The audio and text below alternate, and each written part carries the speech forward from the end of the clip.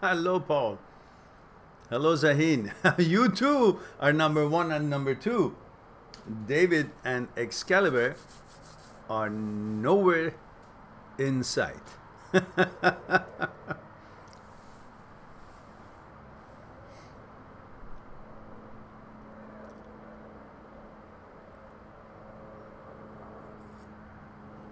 Thank you, Paul. Birmingham. I had a friend who went to university in Birmingham long time ago. Long time ago. Or was it that's where he was living? But I think he also went to school there.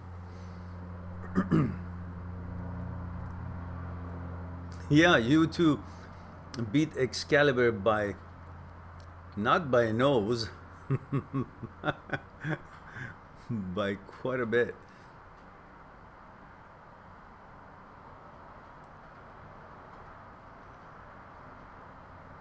Yes, it was an interesting title.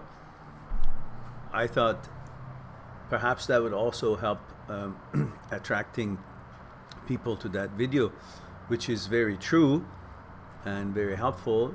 The substance, the content is good, but also I thought the title would be helpful to what we were hoping to achieve here.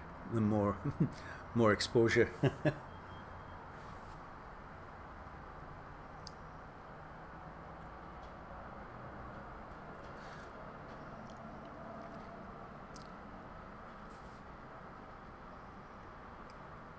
Yes, it applies to mature people will see it like that, but the idea is to see these in youth when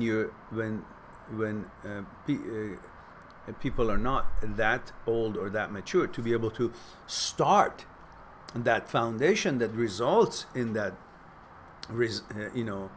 outcome eventually. But if they wait until they are mature and then they figure it out, well, they might have lost some years of that way of thinking, which would be helpful to the end result.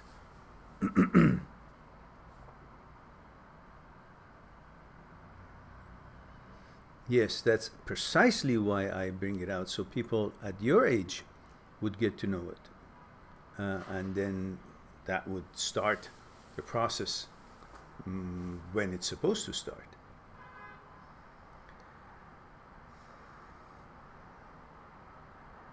Really? You guys can't see my face?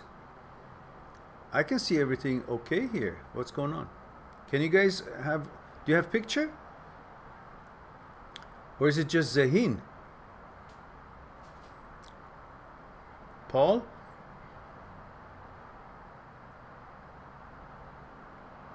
Do you have picture here? Do you guys see me? Oh, okay. Then it's Zahin. It must be your screen.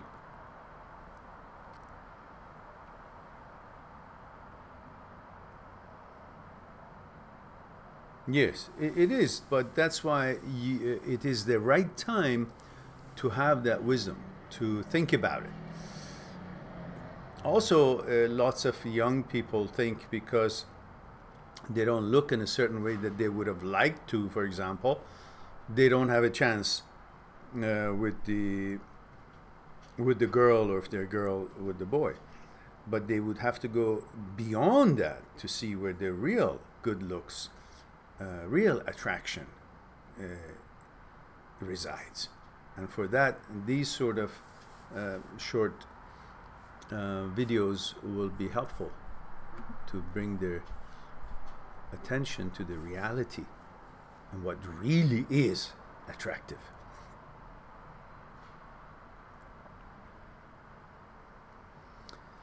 Craig says you never talk about your relationship in the past. What what use is that?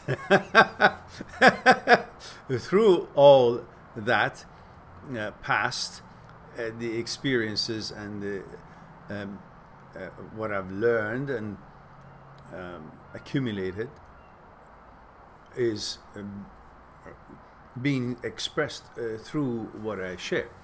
So what my personal life has been is of no consequence to you or anybody at this moment. What I say and what I share, what I'm sharing, the conclusion of all those experiences is really what should be of the focal point of your interest or anybody else. Otherwise, there's no help.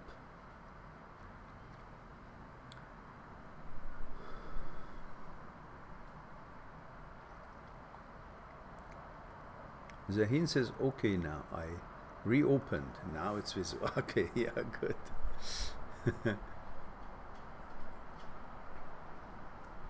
Oh, Craig, all the questions that you ask is very interesting at the same time, all in detail answered in my other live talks and in my videos. And there is a question that says, what made you, like if you go and search on the videos on my channel, it says like what makes you, what started, what inspired you to do what you do, what inspired you to help us and stuff.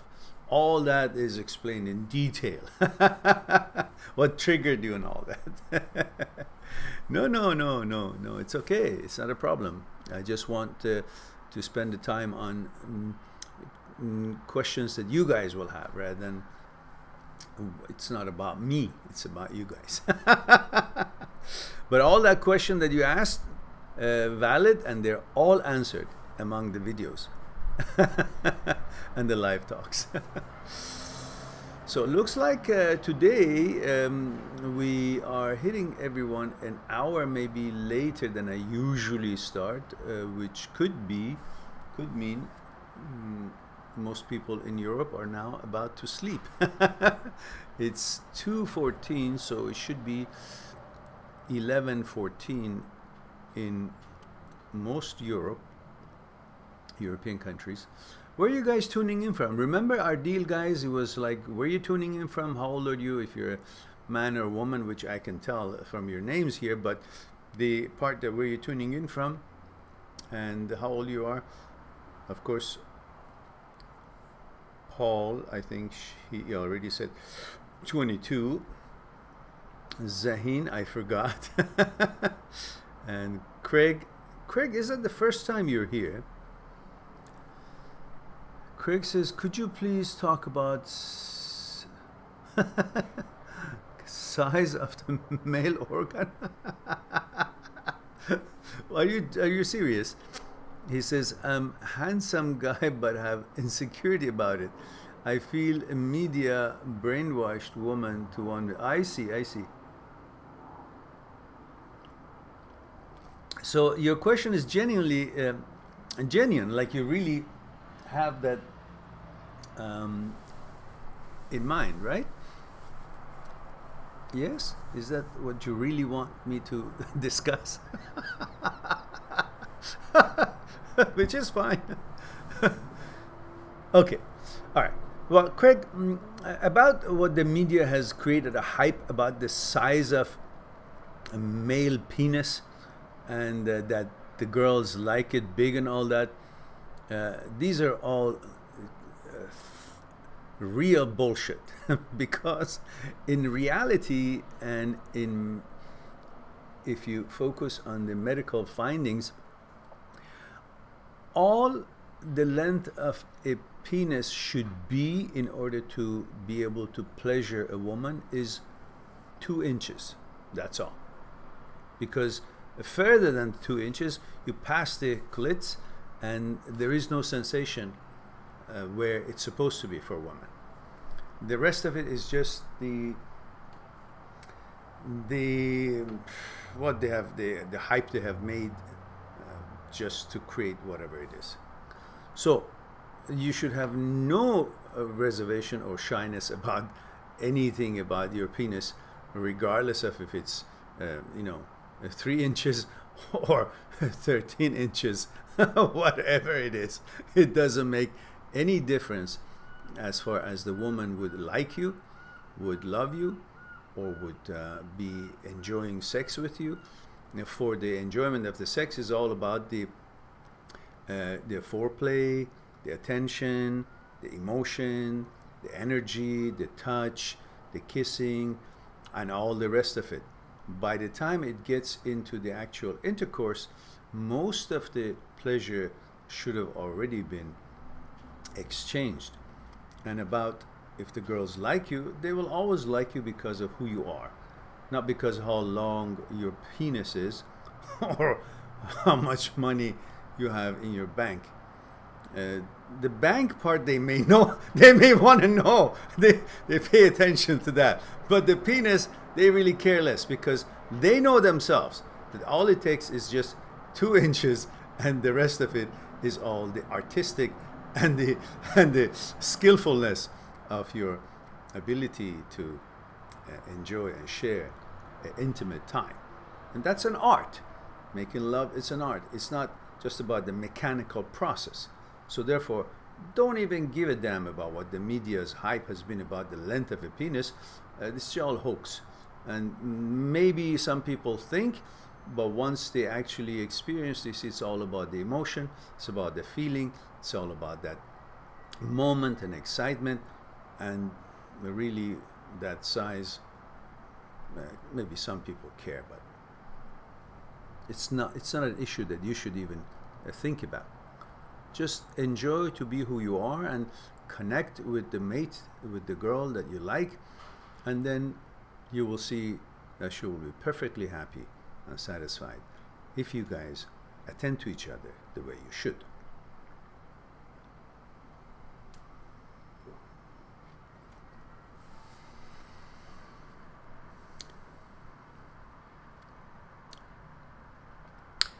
Dr. Bilal says, "Sir, your videos were so helpful to me.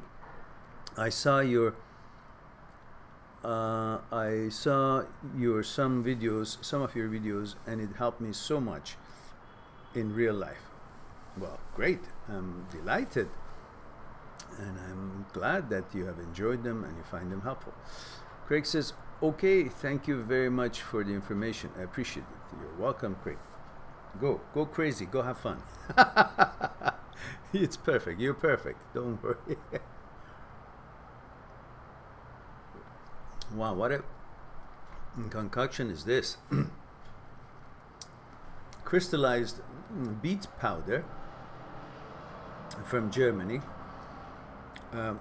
chamomile tea, chamomile dried flowers in the tea bag, and plus lemon juice. I just made it up, and it's pretty darn good. So looks to me that everybody, which at this time we would have had 20 people, and they're sleeping. I wonder. North America should be just right time for them. It's only about 5 o'clock in the afternoon for the East, and about 2:30 or so here in the West. And Europe is about 11:30. India, that's pretty late. They're all sleeping there. There it is. There is Alexandra. Says, "Hi Mehran, does time really heal the pain of breakup?" Oh yes, of course. Oh yes, no doubt about it. The problem with it is that you can't see the time that it will take, that you will have to be there to heal right now. That's why it's hard for you to believe. Because I feel this way now. How could time have anything to do with it? You try to intellectualize it and try to figure out why time would have anything to do with it. I would still be the way I am. I'd still be thinking, no, you wouldn't. Because it's no different than if you throw a rock into a pond. It will be a big splash, big movements, and big circles drawn, and big turbulence and disturbance at the surface of the water. And you see all that. But stay there. The facts remain that a rock was thrown in it. But why is it that while you're staying there, you see the ripples over time, next few minutes, diminish, the disturbance, the splash will end, the disturbance will end, The rock goes down, it's all covered by the lake, and no sign of rock anymore, and the ripples constantly get less and less and less and less and less and less. Why? Because everything has a rhythm. It starts with a rhythm, and that rhythm turns into something else. It doesn't stay. It changes, and it has to advance, and it goes to the next phase of what has started, and it's progressing to what it will be. And the ripples, a movement, emotion, has that same. It eventually evolves into something else, while all the elements and all the other things around it is affecting its character. So the same thing, the rock has fallen, splash and so on, and then the ripples, and then the ripples get less and less and less and less until it's totally calm again. That's the way of the river. It's not you and I saying it, that's how it works. So just because you can't see that moment in time when your pain through passing of time has changed, and you wonder, what does time have to do with it? It's not the time. So all the molecules and thinking process and all the consciousness and everything that was causing or helping for you to be in pain is changing. When that characteristics of that surface, of that content, of that instrument changes, then the reaction to things also change. And that is happening because they're changing through time, through your thoughts, through your conditioning of consciousness, through your development, through your wisdom, through other things you see, the other information you see, the whole idea of you maturing, the whole everything is changing. All those changes reflects to how you will be reacting to that same certain thing or same story or same rock. You know? Just like when the pond is in the cold winter time, is getting harder, it's becoming frozen, and that rock really slides on it. Or if it's warm summer, it just goes right deep in there. It's the same water, but its characteristics have changed. Therefore, its reaction to things will also change. But you can't see that when you're in the summer. The water can't see what the winter will do to it. So the same thing, you can't see right now how you will change. You think you'll always be as you are, thinking the same we are, and you wonder, how could things actually disappear? How could this pain of the breakup actually disappear? Why? Because you think of them as constant, but neither you, your consciousness, your way of being, thinking, will be constant, is constant, nor the pain, because through time also the pain dissipates. It goes deeper and deeper in the pond, and then it's harder and harder for it to be visible or even felt, and it eventually becomes part of the lake, and no more disturbance can be created by it. So I hope that would be something for you to focus on and be certain that all what you're going through, like anything else in life, will change. It's the way of the river. It comes and doesn't stay the same and moves away, and you will pay your attention and focus on, again, things that are passing in front of your feet. The part of the river that is passing in front of the feet, and you will not worry about what hasn't arrived, and you no longer would focus on what has already passed. You only focus on the part of the water that you can interact with and enjoy its interaction with you, or pick something up from it, or just see how its movements are. And that's how you're going to be. Craig says, I'm from Florida. Okay. And Dr. Bilal says, in my country, here is 2 a.m., but I like to listen to... Okay. 2 a.m., where could you be? It's like 12 hours. Possibly, maybe Middle East? Egypt? Maybe? Is it 12 hours there? No, it's not 12 hours. Oh, but we've gone spring hour. We've gone one ahead forward, so that's 11 hours. So that makes sense. It could be somewhere in Middle East. Zahin says, after breakup, is it normal to stalk ex in social media? I'm not saying it's good to do, but it is something that some people do, but you shouldn't, because you shouldn't care about that, what she's doing. She has the right to live the way she likes, whom she wants to interact with, and you have the same right. So now that you guys are no longer together for one reason or another, just leave her be, because by leaving her be, you will leaving yourself be and enjoy the amazing things that life has to offer to you, and you will have your focus on other things rather than keep looking at these things, but having your mind what it was with her, which means you're looking at now with the eye of the past, which means you're no longer here, you're just directing yourself this way, but your attention is in your memory. Memory is the past, so you will be in the past, and therefore you will be missing the life as it is now. And the life that you call it living will turn into death of a past. Don't do that. Let it go. There's so many other wonderful things in the world. Dr. Bilal says Pakistan. Ah, okay, I was not too far.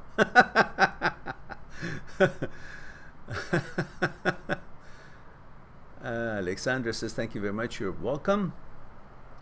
This seems to be a very a private discussion here, because there's nobody showing up today, as I think because of the time I chose is a bit later than it should have been.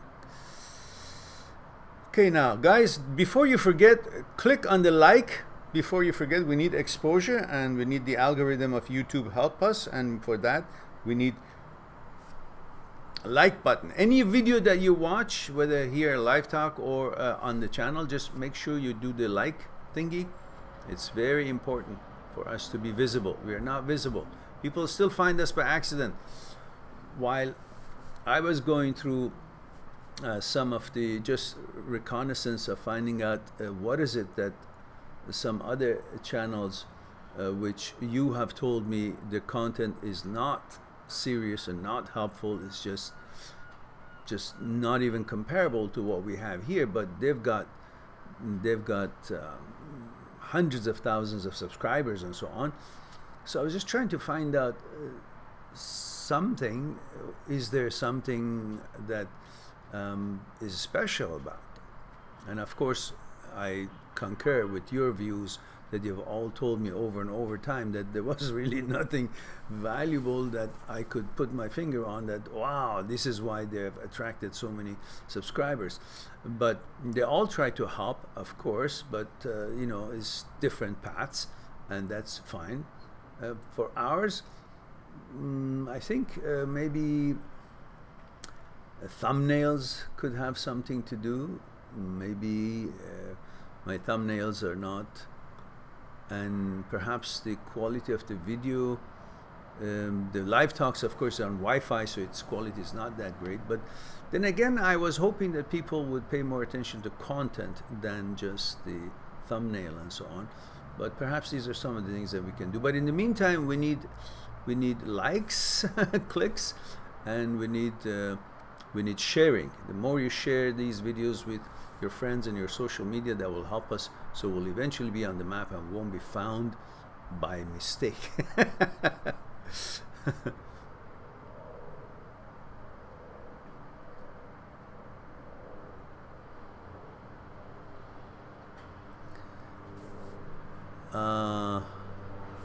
Tuta, are you sure you want me you want me to publish that content, that message? I don't think that's what you want to say. It's I'm not sure if you mean it in which way. It's only has a negative connotation. Maybe you'd like to explain before I have that removed. Okay, Roman says, guys, who is not publishing like button? Ah, there we go. That's that's good. Okay, Craig says I pushed like, and yes, Tuta, I'm I'm surprised with that comment though. I mean, do you know what that means? It's not a positive comment. I would expect that from the people, the few people that show up and try to mess up the talk with such words. But I know that you probably meant well, but you just chose the wrong word. And Craig says, I agree, Mehran. I believe your thumbnail is not captivating and does not capture attention, just some constructive criticism. Yeah, I agree. Yeah, I agree. I've been told that.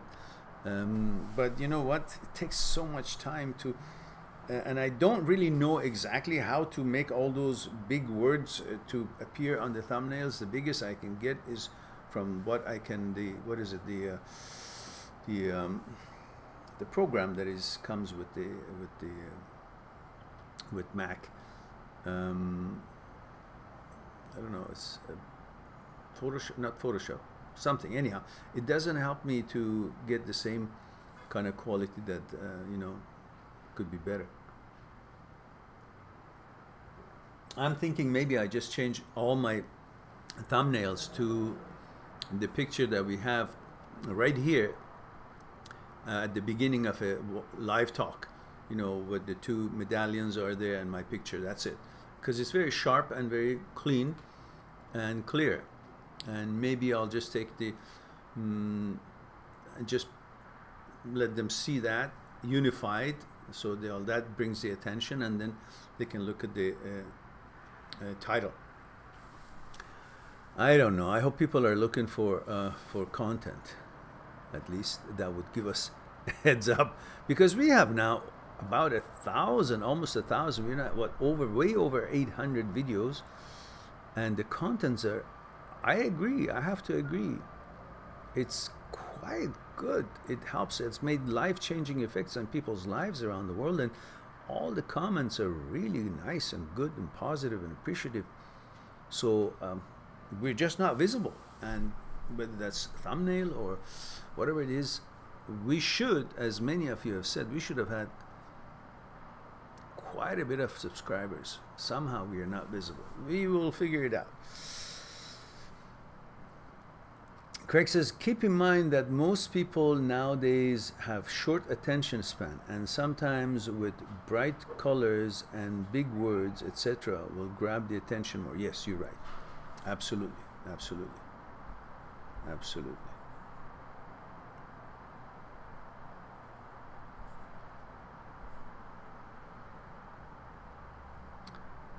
Craig says, when you post a YouTube video, make sure to use all characters in the tag section.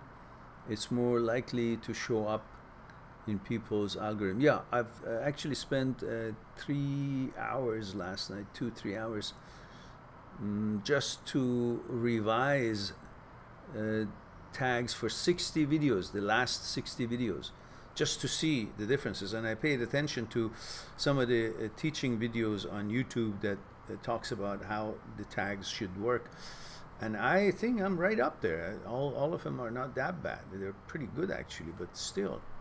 And then maybe I should do something on the thumbnail and advertisement and so on and so forth. Zahin says, your content and explanations are really helpful and positive comparing to other channels. Thank you, Zahin. Yes, yes, yes. Craig says, okay. Bruno says, hello from Sao Paulo. Hello, Bruno. Brazil. Just for curiosity, how many languages do you speak? Well, I speak Farsi, which is my mother tongue. I was born and raised in Persia till I was almost 18, not quite. Then I went to university in the States, finished my education there. And so the other languages, I speak a little bit of German, just enough to greet and maybe find some address or eat or something, you know, just limited. same amount in Japanese, same amount in Russian, a bit in French, and some English. So that's pretty much it. Bruno. Tuta says, Mehran, tell us how you can keep that good positive energy always. Well, let me tell you, instead of telling you, I bring your attention to it. What is the alternative? What is the alternative? Whatever you do in life that becomes your habit, you might as well make sure that habit is a good one. Whatever you do a lot in life that becomes your habit, so damn well make sure what you're doing is something that will benefit you. So what benefits me if I'm gloomy and sad and or arrogant or disrespectful or negative or complaining all the time? Well, that will generate a certain quality of energy which will become a habit and generates more of it, because it's like cranking an engine. And the more you do it, the faster it turns. And the more I do that kind of a behavior or outlook, that kind of energy will be created in me. Oh, is that helpful to me? Of course not. With a negative energy or negative outlook and or sad or dissatisfied of everything, I can't even run as fast as I can. Just try it. Try run thinking upset, and then try running the same distance thinking happy and putting your thoughts at the end of the line, and that you will have a tea at the end of the line, and you enjoy running here, and just that whole thing brings so much energy, which translates into speed of your performance and whatever it is that you're doing. So what's the alternative? I prefer this. I prefer to be kind to people, to be respectful to people, to love life, try to deal with it, provided it's really not too upsetting, you know. So in normal circumstances, I prefer to be kind to people, respectful, and jubilant, positive, helpful, unselfish. And of course, I would expect the same. And when I don't see it, I'll move on, pass by. I will not expend my energy there. It's like stores.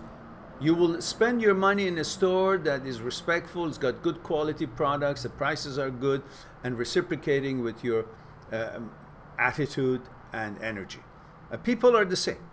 If I am putting that forward, the kindness, respect, happiness, positivity, helpfulness, consideration, unselfishness, and all that, well, I will spend it. That's like my currency, my energy. I will spend it where I see it's got the right products, the right attitude, it's reciprocated with the kind of people that I think they will not even appreciate that kind of a quality of interaction, but also are able to reciprocate for what I'm spending, the energy and attitude and so on that we talked about.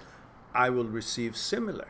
And if not, well, I leave them behind and go forward until next station and the next interaction.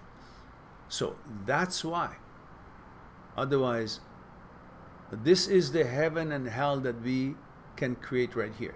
Provided circumstances are normal, like we're not faced with any real danger or faced with any,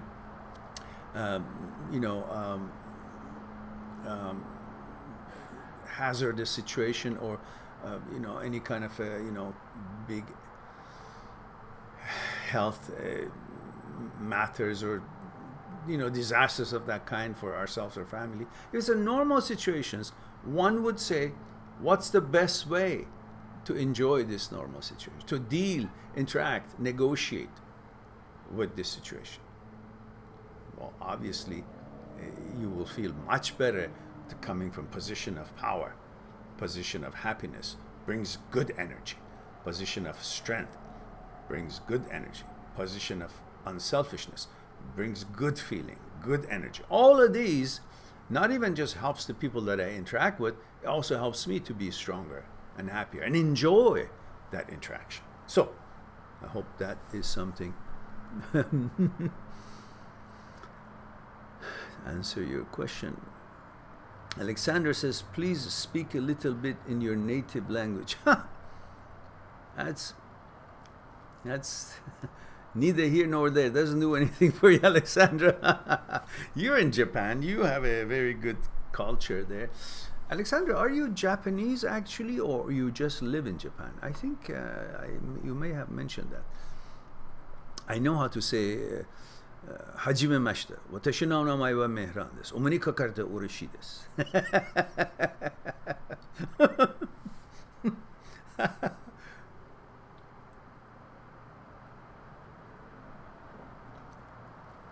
Bruno says, if I had 10% of your life energy, I would be much happier. Fortunately, we have your channel to help us every day. Thank you. My pleasure, Bruno.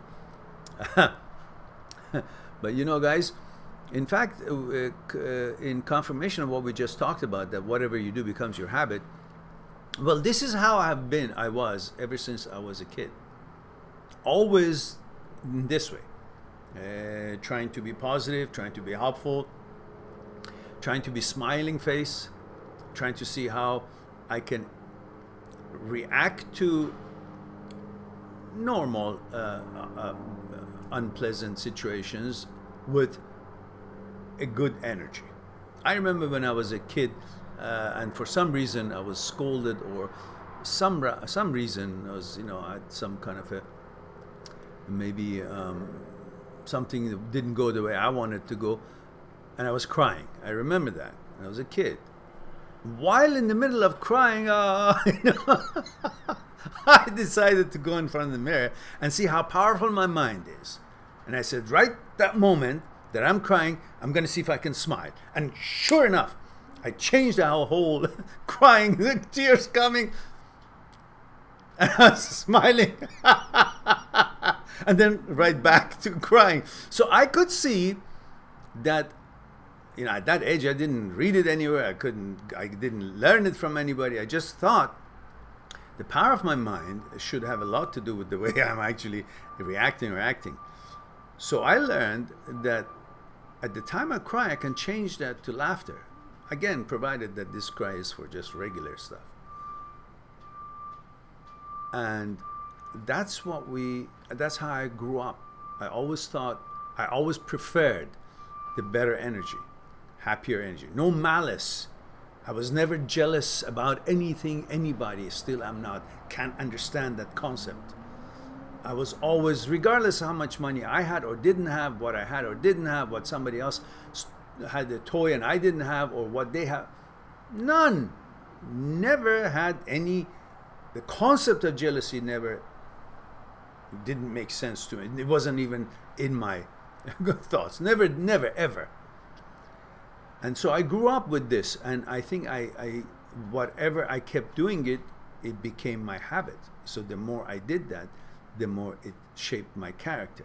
So in my teen life, my university time, it never stopped by wanting to be taking life with the positive. Then, of course, it enhanced my understanding of that my way was so good and correct by training in Aikido, learning about the energy of the universe in university, and energy of nature, mind and body coordination, the exercises, the training of it, and all that. It was a good, serious training.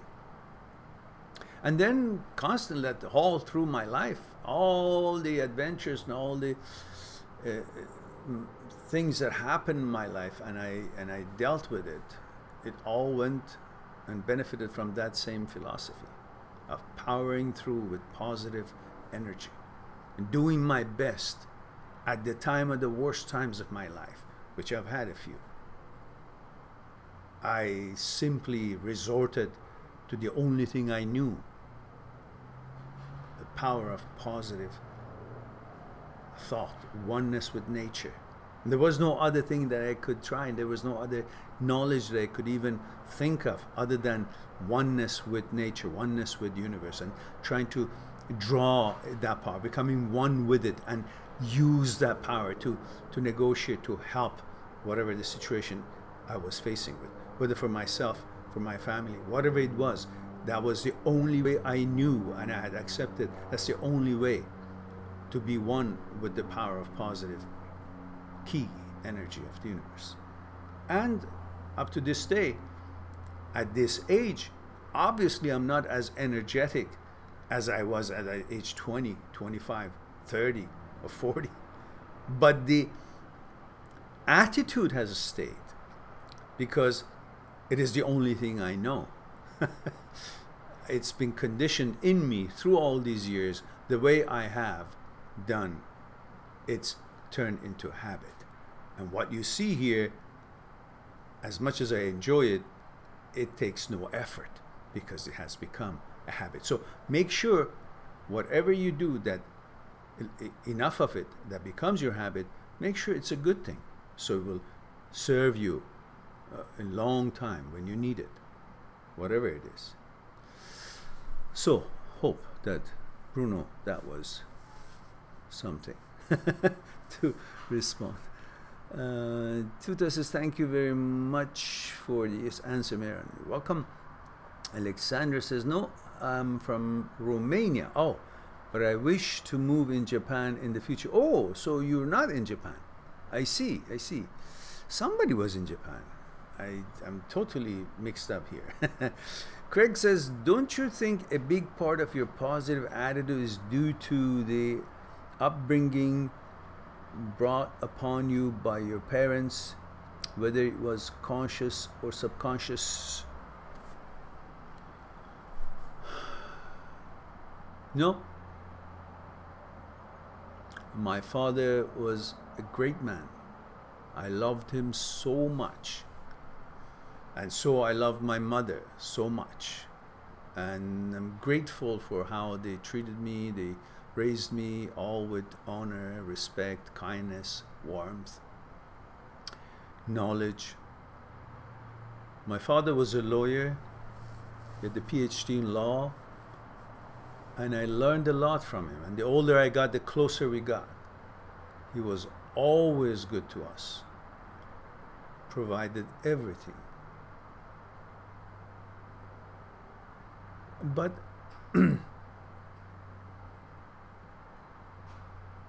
our characters was still different. I'm sure I picked up lots from my father and lots from my mother, but when I analyze it, I can see that it's an entity on its own, totally some similarities, but totally different in its focus, in its approach. Or perhaps I don't know enough about their psyche to see if that is just like mine or close to, or what I am is because of that. But I don't see it. I see that I developed. I was always different.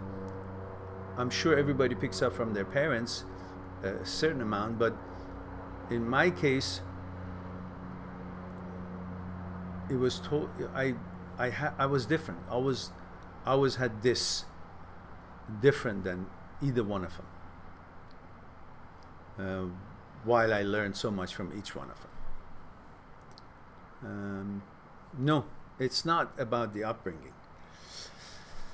That's a good question. It's not about the upbringing. It is about how you actually learn to treat and train yourself, and in interaction with the universe, interaction with the energy of the life, energy of nature.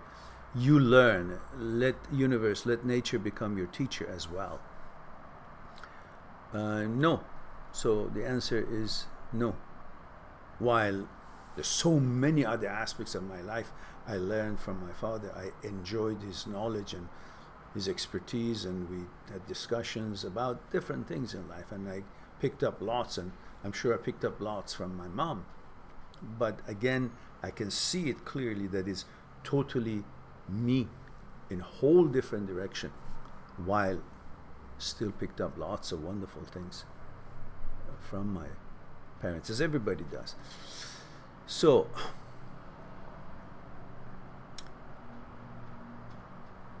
he says, I think one topic hasn't covered in your channel, that's cheat on someone who has done nothing wrong with you. How to deal with that, because get cheated by the most beloved one can devastate you so hard. Zahin, you haven't looked at the table of contents of the channel, the videos that are there, because there is actually a playlist called Cheat. I think it's called Cheat or Cheating, which it has been discussed for sure. Roman says, Mehran Agha, do you have a Dan in Aikido? Yes, I do.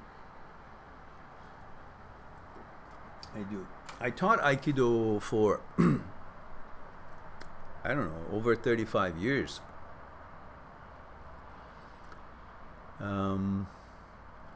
And then of course I advanced through those teachings as well. I no longer teach. I had a dojo here on Saturdays and Sunday. I was just renting a place, and eventually, I think it's about 10 years, or I think it's about 10 years that I'm not teaching anymore. I think I taught about 35, considering informal ones too, then it will be 40, but no longer. I do practice it in my mind, meditation and so on, which I will have a meditation session for you guys, as we talked about last time, eventually, when I have the setup properly. So this is becoming more about me than you guys, so shoot your questions, guys.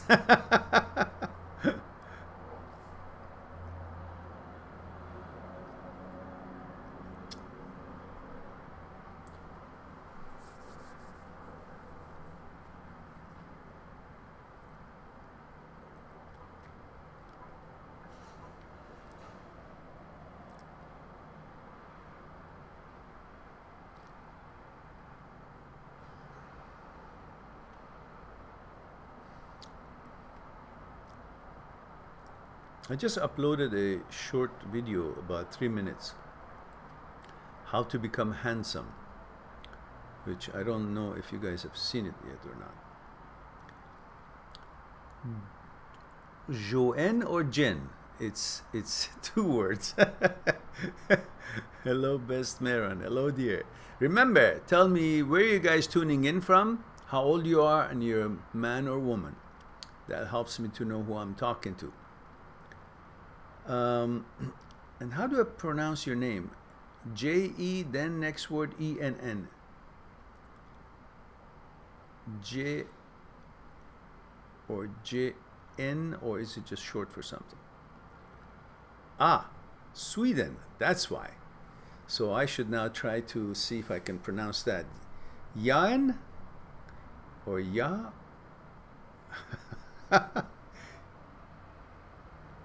Ah, Jen. Okay. Jen. Okay, that sounds good. Jen, is it the first time you join us? I've seen your emblem, your screen picture, what is it? Your sign. I don't know what it is. So small. Looks like somebody's flying a kite or balloon. So small. But is it I've seen that, I think maybe in the comments, but I'm not sure if you've ever been in our live talk. Anyhow, welcome. Welcome, Jen from Sweden. It's one of those countries that I love to spend some more time in. Sweden, Netherlands, Norway. I've been to Sweden when I was a child, when we used to travel with my mother every summer in Europe, but and Netherlands, but not in a way that I could remember much about Sweden. Or maybe I've never been there. I don't know.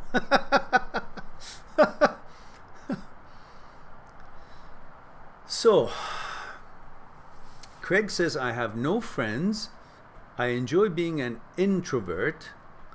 What are your thoughts on online dating, bar scenes? I am on my purpose. I will fulfill it.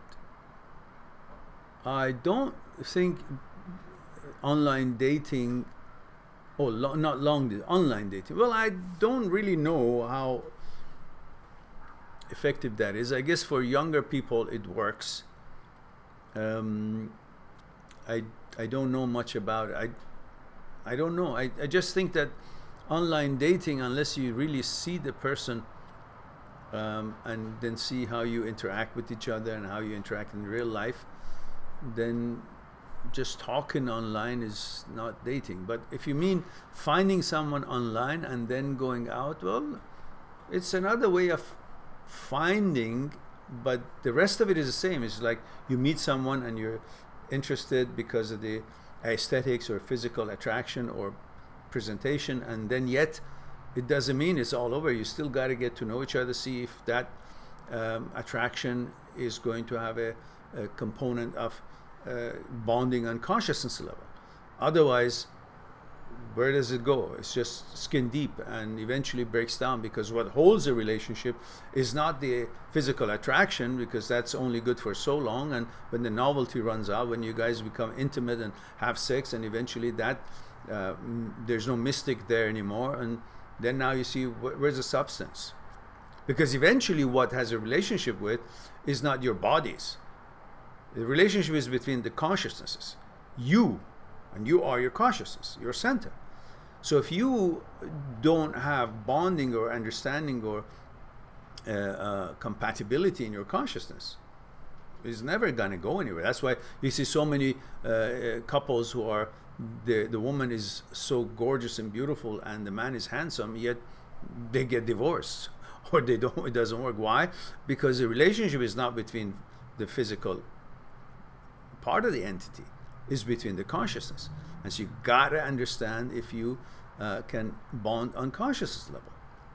So this idea of dating online is still okay. You found each other, just like you met someone and you're interested in each other, but some of the things you've said. But these are all words, but you got to see the word and the action together of the person to see if that's a real person, which again means bonding on consciousness. So you find each other online, but you still got to interact to see if that really works. So bar scenes, it's not a place to meet someone. What are you there for? Drink? So do you have drinking in common? Is that something they can build on it? Help each other drink more. Okay, so what? These are all places for fun. It's not a place for real relationship based on content and some real tangible commonalities in your consciousness. These are places that you're just there to dance or to, I don't know, drink or ha ha ha here then not, and feel nothing and do nothing. And again, it's all about that moment that you're not sound in your mind. You're drunk or you're drinking or you're in a mood of music which elates everything, brings more of a dopamine maybe, or opioid, or gets you high because of the music or whatever you're doing with the atmosphere and drinking and so on. And then your judgments is based on that mood, not based on how your consciousness is seeing the other person's consciousness. It's all more so than regular life is on images. You see the image of a girl is so all dewed up and dances and all the movements is all intimate and sexual, Otherwise, you can't see anything further than that. Then you're also drinking. And so everything is enhanced toward the physical attraction and connection, the intimacy. There is no chance for you to get to know. Yeah, okay, afterwards, maybe you will follow it up and see if you guys can connect, having tea or coffee or interaction of regular life settings. And then if you bond on conscious level, maybe. But again, it's a meeting place, but it's not a real balanced meeting place, because all judgments is distorted in such settings. You can't even get a couple of words out. I remember when I was much younger, going to discos, and it's not a place to meet, it's a place to dance, or a place to go with someone who you already know and are friends, and then enjoy it there and then come out. Otherwise, meeting somebody, well, you don't even know why they're there. What's their intention to be there? And you're not on your best solid state to figure things out as they really are, and you just perceive things based on your needs or mood or emotions or desires, not based on real getting to know each other, which I recommend should be done under different circumstances.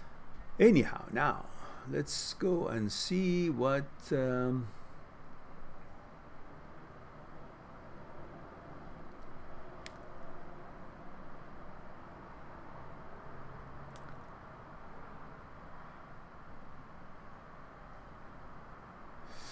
Paul says, I've read in some books that we attract people based on how we are internally and how we think, but in practice I think that happens only after physical attraction. Okay.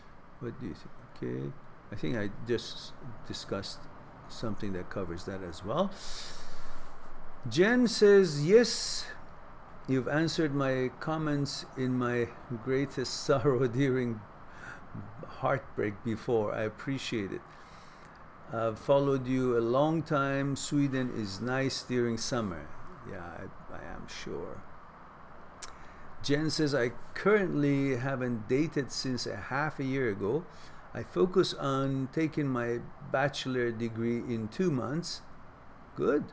But I miss love. Still, I'm afraid to jump in it and get hurt again. There is no one interesting now. Well, if there is no one interesting now, you don't have to commit yourself to have to love or be in a relationship. Be in a relationship with yourself. Be in a relationship with nature. Be in a relationship with life. Be in a relationship with your goals and aspirations. Be in a relationship in building your life. Be in a relationship with feeling the energy of the universe, energy of nature, energy of life, where you're going, how you want to go there. Plan and enjoy little things. Be in a relationship with little things, small things. Enjoy those small things. Let life be joy rather than pleasure. And then don't try to turn joy into pleasure, and long-lasting joy, which turns into pleasure, and always you want to have it to create that constant feeling of having that joy, and then eventually that joy is pleasure, no longer a joy, and it becomes a routine, and then soon enough is a gateway to boredom.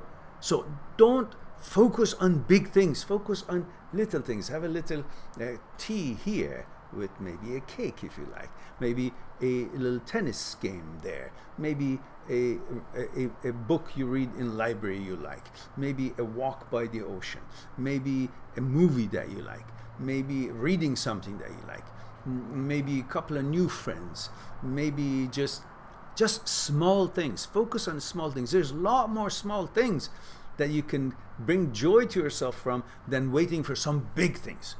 A relationship, a love, a job, a new house, a new car.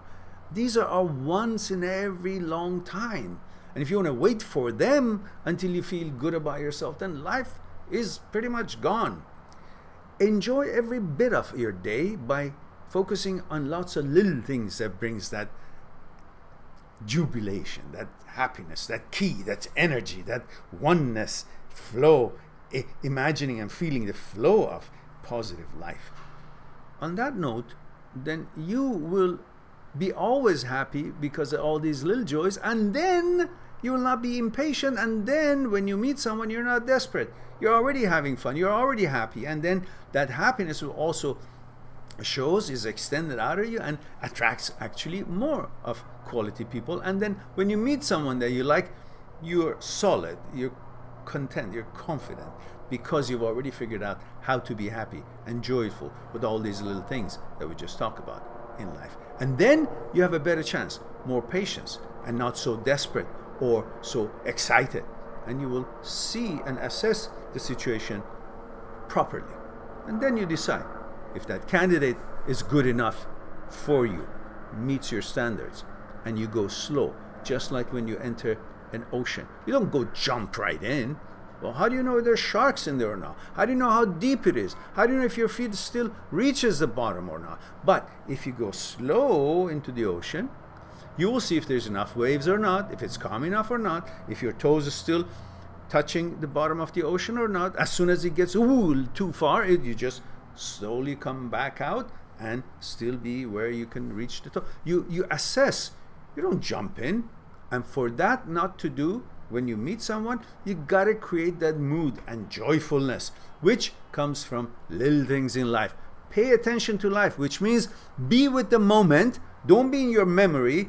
If you want to enjoy the joy of the moments and every day, lots of joys in every day, then be with what it is happening on that day. Bring your attention to what is arising, what is blooming, what is happening at that moment, which means you're one with the moment of life, you're one with the now, and then you are no longer in your memory, and none of that will disturb you enjoying the real life as it's happening.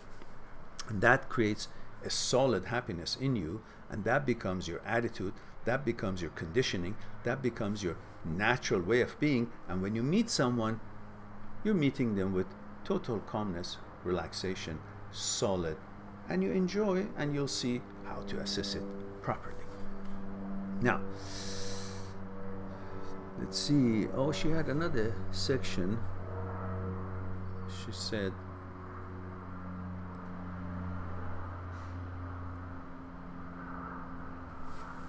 jump in. Plus, there is no one interesting now, okay? And yes, I got a picture with a girl that lets a heart-shaped balloon fly. Yes, I remember you. Away.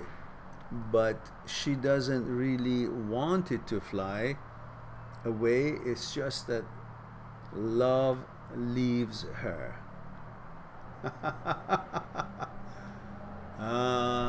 But you forget that there is no one balloon. There is no one love. Love is unlimited. There's so many sources of love, and you can find different kinds of love. Love are like apple. There's 1,000 species of apple. There are 1,000 different kind of love, and the love that you're looking for, that also can always be replaced, because it's constantly get replenished. If that balloon of love that you just said, metaphor, goes away, there'll be other balloons for sure. And if the love in the balloons go away, it's not only yours that has gone away, the balloon. There are other people's balloons of love have gone away, and all these balloons have to land somewhere, and all of you will have the opportunity to find new balloons of love, new love, because it's all over, whether the ones that have flown away for a while and are landing, or the ones who haven't flown away yet and they're there for you to easily be accessible to you. No.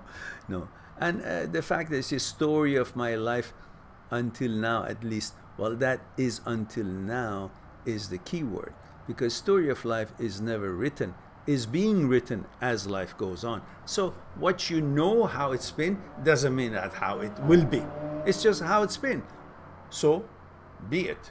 Use that experience and select better, look better, and there will always be some new opportunities, because life is a river, and this river is constantly flowing, and in every flow there's new things, and the part that passes in front of your feet are the new parts every moment. It's not like it passed this way, so every other part of the water that's going to pass in front of my feet is going to be the same as the one that just passed, and I didn't like it or it didn't work. No, it's going to be new. The parts that's passed, don't worry about it. You can't reach it, and it doesn't worth it because it's past. If it was worth it, it wouldn't be past. The part that hasn't arrived, it hasn't arrived. What do you worry about? It's got lots of mysteries for you in there. The part that is passing by you, in front of you, is a new one. It's got nothing to do with the kind that passed. It's going to be all fresh and new, and you will see if it's suitable for you to jump in and wet your feet or not. That's what you should be looking forward to, and not perceiving it as this will be just like the one that passed by. Why? The one that passed by, passed by. The one that is coming in, you don't know what it is. So be prepared for that. It might be just right. Okay, we have...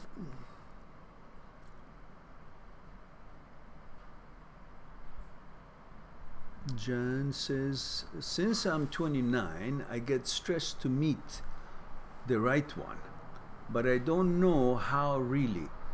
I work out. I met last guy I dated at the gym, but it was not fun when he cheated and I got to meet him at the gym then. I loved your answer. Thank you. I try to do these things, drinking tea now and do small things during days, and yes, I feel I'm balanced. It's just that I got my fertility clock ticking since I'm 29 years. So you think life is about, life is only perfect when you have children? Nah. Life is far bigger than just one thing. If it's not readiness, if all the ingredients are not according to your standards, why would you want to cook that dish if you don't have the right ingredients? You can still just focus on quality of life rather than quality of life in one thing that you think. You're making that one thing to be the whole of life, the whole experience of life. But look, you're only 29 years old. What are you talking about? You can't even tell. 2 days ago, you didn't know what yesterday will be. Now suddenly, at age 29, you know how it's going to be until you're 45, until you're 40.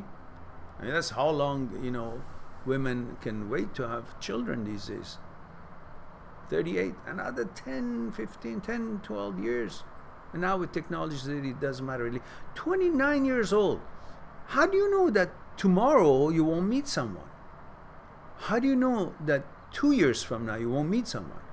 Why are you so nervous? 29 years old is the best age of a woman. It's a perfect age of a woman. Wisdom, youth, smarts, accomplishments. You've got lots to offer. You've got to understand that. When you approach and when you meet someone, if you understand who you are, how much you got to offer, then you will be more confident than ever. Then you will not throw yourself at someone, and you will pick better. You will expect more because you know about yourself more, and you know how much you value yourself. Then you expect somebody to put their best foot forward, and you will see if they are meeting your criteria or not. And you don't have to rush. 29-year-old, you're just a perfect age for a woman. What are you talking about? Don't think that way. That will defeat you in pursuing what it is that you want to achieve and you want to accomplish. Be sure of yourself. Be sure of yourself. And from where I am hearing you, you seem to be a very, very wonderful, smart, intelligent woman. So, they always said a 30-year-old woman, the best time of a woman to be complete in everything, youth, beauty, smarts, intelligence, accomplishments, is from 30 to 45. That's where really woman becomes woman. There, go to it. Be more sure of yourself. You've got it all. So be patient like a good hunter. Let them come to your web. Be patient. Be patient. Love yourself. You will be fine. Now, let's see what I missed here. Paul says, I have read in... Okay, we looked at that. Patrick. Patrick says, hi, Mehran. Patrick, 31, New York. Hello, Patrick. I tried everything to forget my ex. Find myself thinking of her 7 months after breakup. All my friends are just hooking up. Is it even possible in modern times to find a true partner in these modern times? Of course it is. What, you think just modern times because technology has been advanced now suddenly everyone's gone nuts and everyone's gone stupid and qualities don't exist anymore? No, of course. Look, same kind of people that you're looking for, they're still there. It's just that they are more of the kind that you don't want around. It doesn't mean the ones that you want is not there. It just means you got to sift through and push away the ones that are making all kind of noise and take your attention. Instead, you focus you train your eyes on what you're looking for rather than be distracted with all these things. That's why you think the ones that you want don't exist, because you're constantly distracted with the ones that you don't want. So focus and stick with your guns and stick with the kind that you're looking for, and they will be presented themselves. You will see them if you look for them. And definitely good people, good women of high quality are there. And the women who have the same question that you just said, they're good quality men are out there. It's just that there's so many distractions and so many not so qualified people for what you guys are looking for are also out there, because the values have changed in life. But there's still, just as you are looking for a good valued woman, there are women who are looking for good value of young men, of men.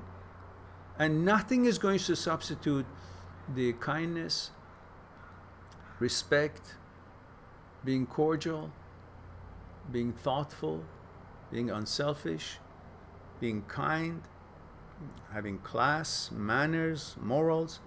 Nothing. It could be a place of attraction or point of attraction for people, all this hoopla and color and all that. But eventually, they're all human. They all have that same need that was making every one of us special in the olden days. They still would be looking for the same values today. It may not look at the beginning that they don't care, but eventually when they actually get that nonsense that they're looking for, after a while they say, okay, what else is there other than that old values that they should revert back to? So they'll all be looking for same values that at the moment they seem like, pretend like they don't care about. But the quality of relationship still resides in those same values: kindness, love, unselfishness, caring, consideration, manners, class, morals. All that still is the same ingredients that would hold a relationship valid and strong or not. I don't care what technological era we may be swimming in.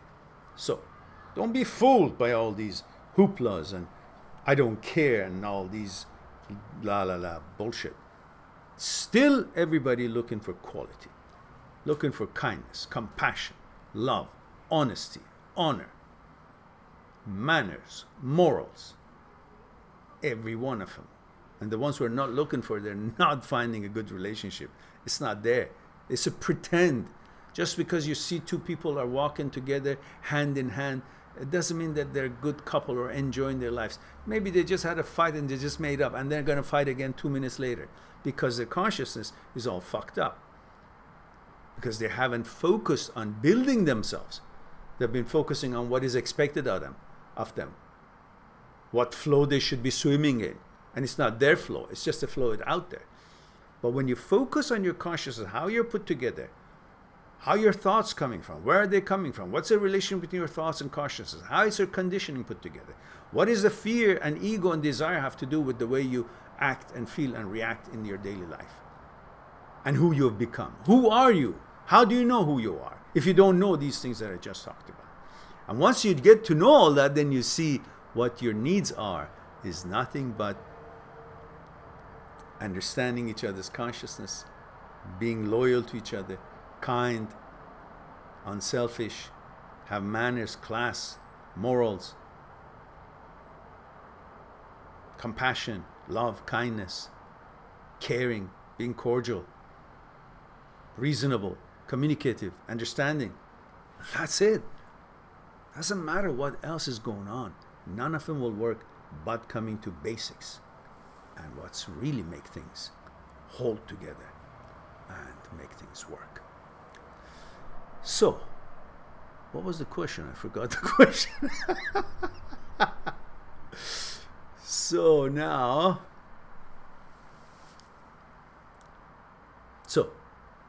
the answer is yes. You will find what you're looking for. Just don't look for it. Just build your life. Build your life, and you will notice what you're looking for.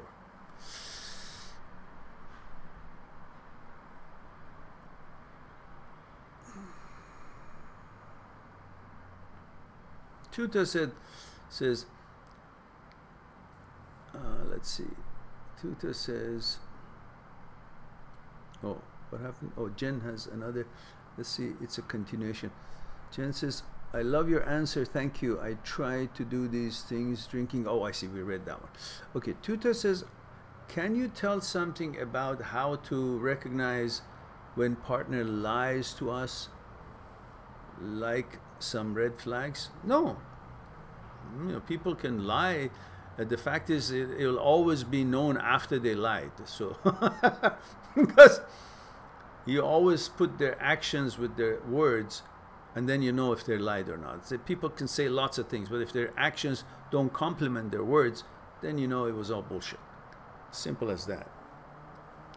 Now,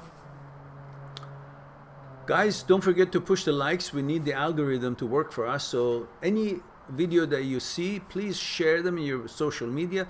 Please talk about it with your friends. If you've got friends in or contacts in radio, television, or newspapers, or any kind of medium, use them, tell them about the channel, let them look at the contents, and maybe they like to write something about it or say something. Newscasters always looking for 1 minute or 2 minute news to fill up the air, airtime. So you may want to let them know, and that could puts us on the map. If you think this channel is worthy, please do your best to help us get more exposure. And do like the videos and share them as much as possibly you can. Now, go ahead, like this one now before we forget. And James says, hi, I'm from the UK. What are you doing up so late? Let's see. 3:25. Okay. I would like to thank you for sharing your thoughts with the world. You have helped me tremendously. Thank you, James. I'm glad that you have found it helpful and you're enjoying the channel. And ditto on what I just said. Share and like and all that. So we get exposure. We are not found so easily, and I'm just so concerned about it when so many not useful channels, as you guys tell me, have so many thousands of hundreds of thousands of subscribers, and with contents that is just nonsense mostly, while they try to help people. But here we need your help. Without you, I can't do it. Yes, my thumbnails are not as good as some of the channels that they don't have the content, but their content is not good. However, they got the subscribers. So I need your help. I need you guys to compensate for the thumbnails that we don't have them as good, but the contents are. So share them, do something, and I'm sure we will eventually be noticed.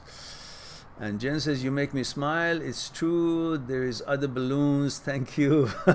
Maybe it was meant to be this way. Yes, of course. Of course. It's the way of the river. Sometimes you don't have the guts or understanding to get away from something that is not good for you. And the universe makes that decision, and nature flows it in such a way that you will naturally make corrections in your course. And so sometimes we will not know why until it is past and we found something far better and say, ah, that's why. So I could have the possibility to find this. So that's something to think about, because if you never had that severed, the relationship severed, you would never had the chance to go further, steps further, to find something that was supposedly more better fit for what you were looking for. And Craig says, love is within, we create love. Okay. Saba says, hi Mehran. Hello Saba. I lost you. Let's see, what happened?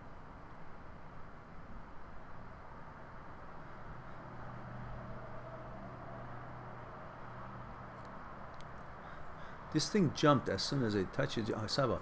Saba says, hi Mehran, it's Saba from London. Hello Saba. Good to see you here. And Jane, you are fine in English. I understood everything perfectly. See, you don't be putting yourself down. Your English is perfect. And Jen says, I see people around me get married, kids, etc., and I'm super single. Haha. So what? Yeah, it's true. I might meet someone. You make me happy with your answers. Yes, it's true. All you say. I feel more confident. Good. You better. I haven't seen a Swedish woman not confident. Must exercise your confidence. All women should be confident, because everyone is perfect. Every woman is perfect for somebody.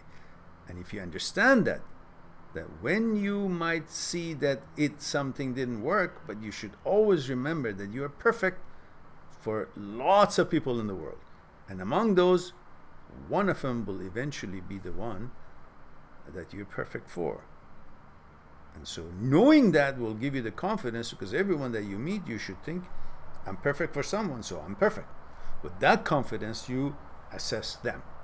Not that, oh, would I be or not? No. No ifs and buts. Be sure of yourself.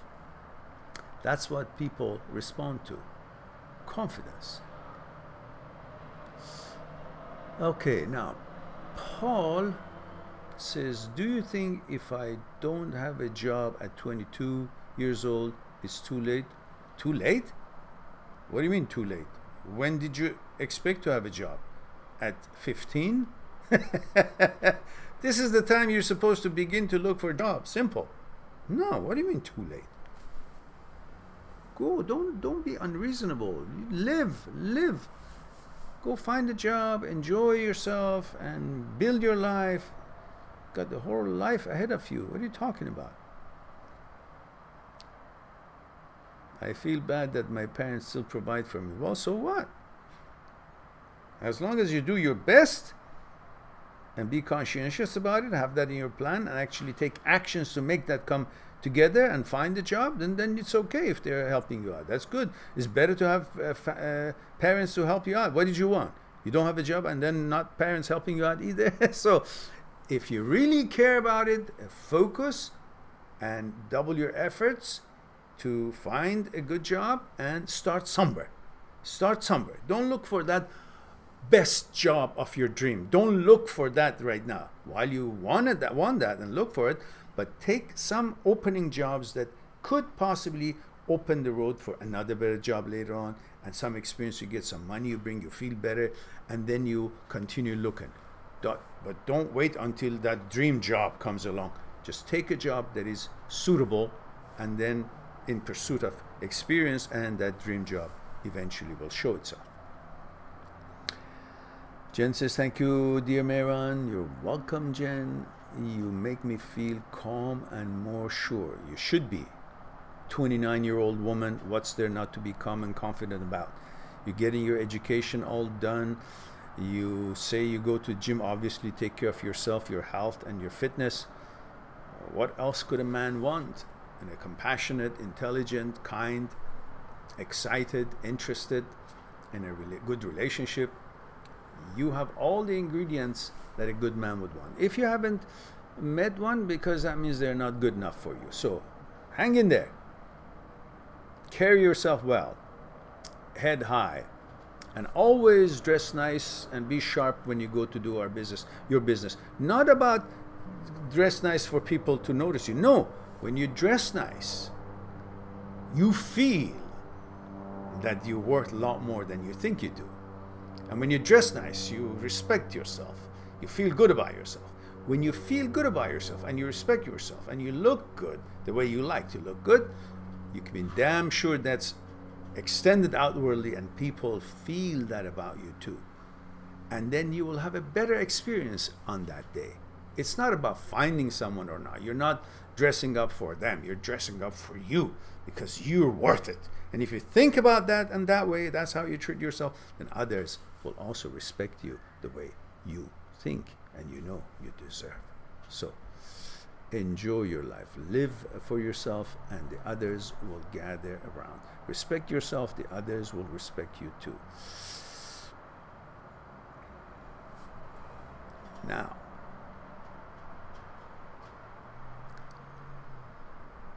aloha, aloha, mahalo.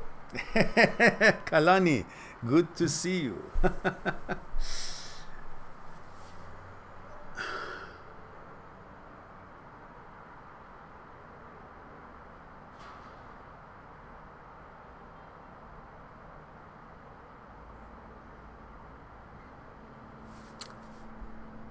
Jason or Jason or JYSN. Remember guys, the deal is where you're tuning in from, how old you are, if you're a man or a woman. That's the deal. I was going to pass your questions, you know that. So he or she, I don't know, JYSN says, hi Mehran, I've been watching your channel and love your advice. You seem to advise always moving forward. If an ex comes back, do you ever advise getting back with her if reconciliation is possible? Yeah, why not? It's not like, you know, everybody, she's changed, maybe she's changed. Maybe you have changed. Maybe the changes between the both of you will create a better understanding and bonding on consciousness level, and that's where it's all at. And if it didn't work out, then you say, okay, it's not working out because only physically you're back together, but mentally you're still adamant to get your way rather than compromising and understanding each other's consciousness. It is normal to have conflicts and division in consciousness between two people because each consciousness is put together differently. The people who think that, oh, the relationship should not have any ups and downs, well, that's bullshit. How could it not? Your consciousness is different than how it was 3 years ago. And you're you, in you, within you. You know yourself well. But you've been conditioned and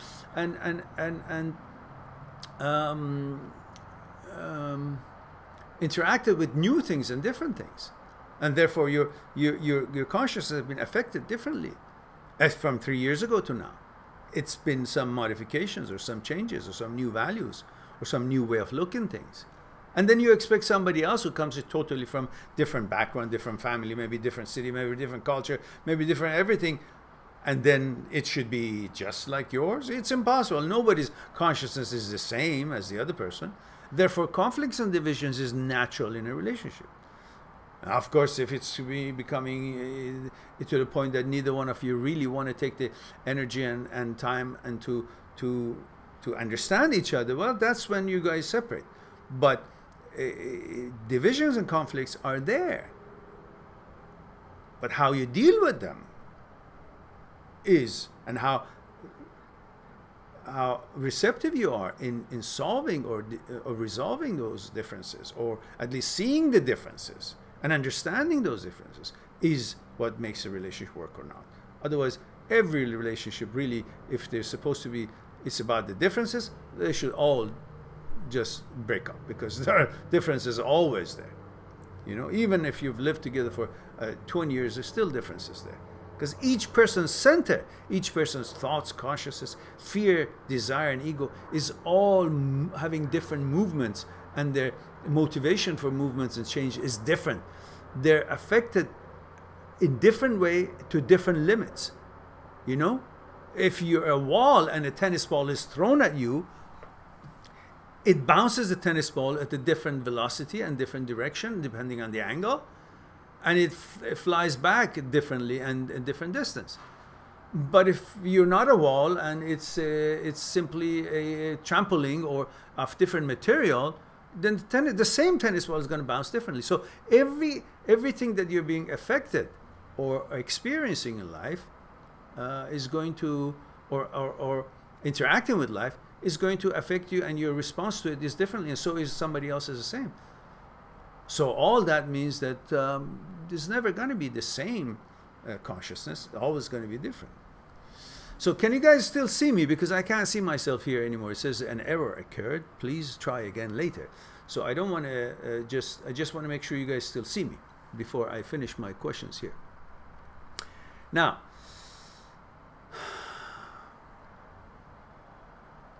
so we think we discussed that. And Craig is from Florida. James Otis, can somebody answer me if you guys can still see me? Oh, okay, good. You can see me. All right, good. So we have James says, I keep having repetitive thoughts about my ex, and I'm trying to get busy with life, but day to day she keeps popping into my thoughts. Is there a way to stop this? Yes. Lots of things pops into your mind. Don't entertain them. Just say, okay, I recognize that. This pops in. Okay, let me focus on this. Keep your focus on what you're doing and enjoy your day and do your things. Just every time that you look away, okay, it's there. You can notice it, but okay, it's there. So come back. Pops in, okay, come back. Pops in, okay, come back. But then you know why it pops in. It's just all your fears and your sexual desires about her and who she's out with, and I missed this and all that. You just sit down by yourself, have a cup of tea, and figure all these things with the videos that I have here. Over 800, 900 videos now. Just searching for what concerns you. There's a video going to be coming out. There's a good chance of whatever goes through your mind after breakup, there's a video about it. So use them. And I'm just worried about if this will be cut off here. That's why I'm trying to rush through the questions. And there is a book that I've written, Transient Thoughts and Me. Go on my site, mindthatseekstruth.com, and go on the book section, click on the book, go to Transient Thoughts and Me, click on the book, you'll see table of contents of the book, then click further, it will open the page and you can read a sample chapter and see these transient thoughts, how they should be dealt with. And perhaps you can't find in that one sample chapter there, but the book is very nominal. I've turned, you know, the books are $80 to $100, $105, and shipping included all around the world, which I sign them and send them. But because it's been expensive for many currencies around the world, I've turned them into ebooks. And the same $100 book is what? $6.99. So you can't complain about the price anymore. Go, guys. Get these books. It's $4.99, $5.99, $6.99. The Breakup Pain Handbook, 600 pages. Me, My Psyche, and I, 360 pages. And Transient Thoughts and Me is like about 200 pages. The three of them together is only $15. So go get these books on your library and have it for your reference. And you will find lots of information that it might be a question to you. And you don't have to wait for the live talks. It's in there. And at least the basis of it is in there for you to analyze and get over that question on your own, by yourself. That's the whole intention. I brought these books to such a nominal cost, because I want you guys to become your own teacher, your own analyzer, by knowing the roots of the thinking process. And knowing about that will help you to analyze and resolve all these questions that you have in your mind. Now, the books are there for you to get help from. Now, having said that, we go to Paul. Paul is talking to Jen. Okay. Jen is okay, talking to Patrick. Okay, okay, okay. Jen says, where do you live now, by the way, Mehran? And what's the time there? Well, the time here is 3:41 p.m. I live in Vancouver, British Columbia, in Canada. 3:41 must be what? What is it? 7 hours, 12. Probably 1 o'clock or 2 o'clock for you in Sweden, I believe. Roman says, James, Roman's talking to James. Jen says, of course we will share your content. You're the best. Okay, good. Thank you. I appreciate that.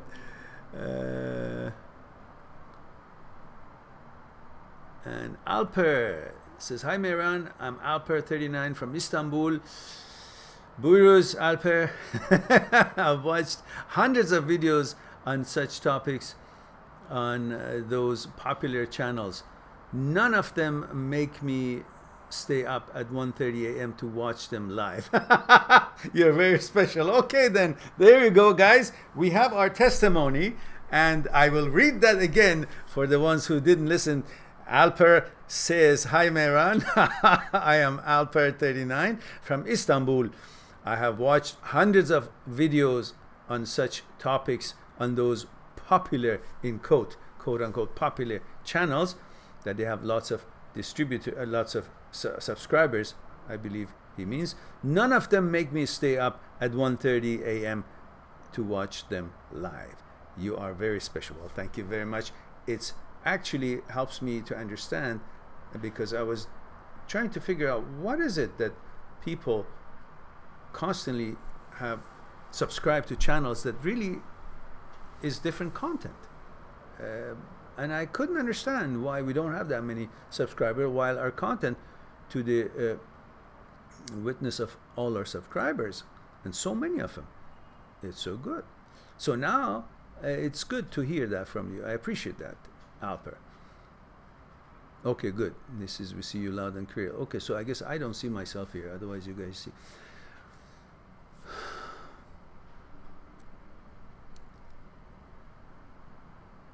And Jen says, Alper, nice you come here. You came here. I'm also up late. It's 12:30 o'clock a.m. and I have to get up early. But I also want to see Mehran live. It's very special. Yes, we see you. Good. Go, guys. You made my day. Thank you, Jen. Okay. Okay. Jen says, James, my exes also pop into my thoughts, but Mehran is right. We should keep focus on more important. Oh, okay, these guys talking to each other. That's great. And Craig says, okay.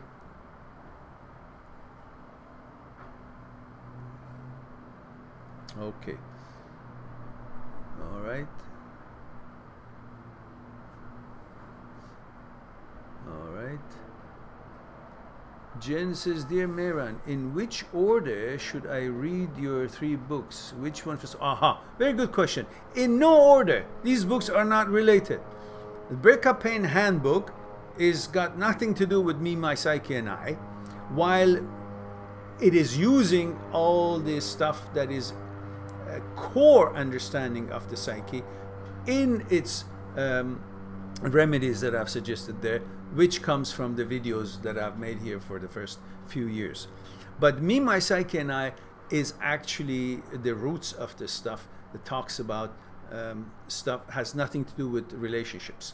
It's talking about just your thoughts, consciousness, fear, desire, ego, how your center is put together, what is the order, what is mechanical process, how are you put together, what is suffering, what is conditioning of the mind, what is mind and body coordination, what is willpower, what does it mean when we say mind needs a home, what does it mean when we say mind that seeks truth, what does it mean that we talk about meditation, we talk about understanding the relationship between mind and the body and relationship between our energy and the universe, talking about suffering. We talk about all kinds of things that has to do with the psyche, but has nothing to do with the relationship. That's me, my psyche, and I. And of course, transient thoughts and me, which, of course, if you go on my site, mind@6truth.com, beside every book, there's a little short 2-minute video. Tells you what the book is all about. When you listen to that one, then you'll clear how the books are. They're not related, and you can read them whichever you want, whenever you want, and read them chapter by chapter. It doesn't have to be in order either. Any chapter. They're all independent. Even in the one book, the chapters are independent, unless it says 1, 2, 3. Then you want to read them one after the other, and just enjoy reading them. Don't read them like a novel. Read them when you have a cup of tea or coffee or whatever you like. Relax and read one chapter. There's usually short chapters. Ponder and absorb it, and that's how you will get to know about stuff that are written in Me, My Psyche, and I, or Transient Thoughts and Me. Transient Thoughts and Me is about thoughts that come to your head. You didn't invite them. They appear, and you want to know where they come from. What are they? Do they define me? Do they have anything to do with me? Does that mean I am that because it came to my mind? And what do I do with them? How to manage them? And things like that. They're written very simply. I don't write sophisticated, very simple, but that elaboration will help you to know how Transient Thoughts book is all about. Jan says, I'm thinking about buying them all right now. Okay, good. No order. You can just buy whichever you like, or I'll think the best deal is to buy 3 of them. It only comes to $5 each. But if you want to separate, no problems. Transient Thoughts and Me is, I think, it's $4.99, and then Me, My Psyche, and I is $5.99, and the Breakup Pain Handbook is like $6.99 or something. But if you buy 2 of them, it's cheaper. If you buy 3 of them, it's cheaper. Something like that. Look at the choices that you have there. And Joper says, hey Mehran, first time seeing you live. Oh my goodness, first timer, Joper. Did you ever make a comment on any of the videos? Because I don't recall your screen name. Perhaps I just don't recall everybody's. But glad that you could make it here. And I'm going to upload this right after it's finished. So if you've missed any, if you just joined, then you'll see what we talked about today. Roman says, push the like button. Yes, guys. Thank you, Roman. Push the like button before you forget. Push the like button, because we need the algorithm of YouTube to recognize us, and that pushing the button, like button, helps us. Sharing the videos helps us. And any video that you see, just push the like button. Doesn't matter if it's a live talk or the other one. It helps us. We need to be visible. We are not visible. We just talked about it. Okay. Jen has been motivating some other subscribers to buy the books, and that's very good, Jen. James says, thanks, Jen, for the positive comment. I will definitely looking into purchasing the books Mehran discussed. Okay, good.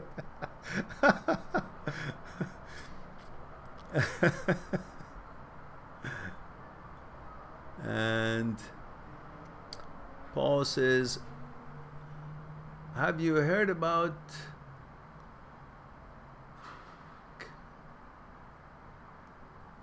I don't know what that is. Paul Jober says, hey Mehran, how are you? Thank you, I'm fine, good to see you here for the first time, you say. And Joper, or Joe, I say, says, I'm coming off a breakup and can't stop looking at my ex-girlfriend's social media. Seeing her interacting with other guys, I feel like this makes me lose respect to her, but also brings my mood down. Well, you stop looking at it. You know, it's just like saying, I'm walking by in the street and I see dog shit there, and it bothers me every time I look at it. Well, God damn it, don't look at it. Why do you keep looking at something that bothers you? Stop looking at their social media page. It broke up. So what? What was she? A deity? What did you make out of her? God? Why? Does she help you with your common cold? Can she cure you? Does she pay the rent? Or is she your wisdom and smarts and education, your capability, your job, your future, your aspiration? What is it that you think you got to keep following? It broke up, it didn't work, so big deal. another one. There's so many other ones out there. You know, just hold control of your desire. Don't let your desire to lead you. Your ego wants to be fluffed by making your desire pursue what it is that brings pleasure. And even though it's not good for you and it's broken up, but still the ego says, no, I want to feel good, so go after the one that is really not respecting you, not liking you. But I want you to make a fool out of yourself because I want to get that pleasure through the desire, get the pleasure, and then fluff my ego that I got that. So you're actually following your ego, and you're the gopher to the ego, rather than telling the ego, fuck off, I am the boss, I am the center, I am me, me is me, and you, ego, and your desire, both garbage, and you follow what I tell you. You eat what I give you, not that I follow what you want, because things that you want me to follow is often not even good for me, and it's not in the it's not presented in the way that I would accept or expect it to be according to my echelon and expectations of how things should be presented to me. But you guys are trying to play with my desire, and all the ingredients and steps that it takes for desire to be born is already in my memory about my ex-girlfriend, all the touching, all the looking, all the intimacy and all that, which creates all those emotional files are in there. Every time I think of her, all those emotional files come, which includes the steps that it needs to be taken for desire to be born. And then all of a sudden I'm desiring her again. Not that I'm having all those steps taken again, but the memory of it is here, and now that the desire is born, the ego wants me to pursue it, and it's a disaster for me because I've already broken up. What am I doing? So for that, you need to stop looking at the Facebook page or whatever social media page, because you remember her, and the reason you can't stop it, because every time you remember her, all the emotional finds about the steps that it needs for desire to be born is also there, comes with that memory. And then you feel like you desire her again. It's not that you really want her, it's because all those steps come to your memory, from your memory, comes to the forefront of your mind, and then you think, oh, all those have been met again, now I desire her. And then you want to go after her. And then the ego says, go for it, because I want to fluff good. Just tell them, fuck off. Both ego and desire. You choose what you should desire. Not just when the desire is all the steps for desire to be born for anything is present, then you say, okay, because it is, then I go after. No, even after the desire is born, the steps for desire to be born is there, and desire is born, you say, I still would like to qualify it. I will see if it's deserving me and meets my criteria, and should I follow and go after that desire. Not just because desire is there, doesn't mean I should go after it. I will decide once the desire is born if I should or not still. And that's a fist in the mouth of the ego to say, hey, you can't just think just because some desire is appeared. Now the conditions for desire to be born is met, I'm going to follow it and to fluff you, because you want to be fluffed by me following my desire and pursuing it, so you feel good about yourself. But that may not be good for me. Then you assert your leadership and your ownership of the me, you, and then you will be in control of your life, and you will have no need to look at that social media once the relationship is no longer there.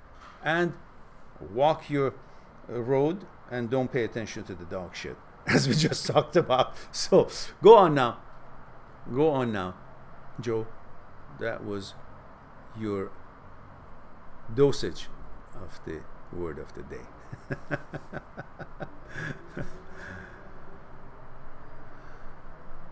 Jen says, I work a lot in sales. Maybe that explains why I motivate people buying. But I truly believe Mehran's books are good. I'm looking for personal development and think these books will help on the way. By all means, Jens, I appreciate that. And remember, guys, anytime you guys want to have a one-on-one discussion on some serious matters that you can't figure it out from the videos, and you want to have a specific concern to be discussed, then you can always go to my site, mind@6truth.com, and go on the talk to me for consultation. You know, click on the picture that you can see me there, and you click on it and you make an appointment according to what it is, your budget and your need.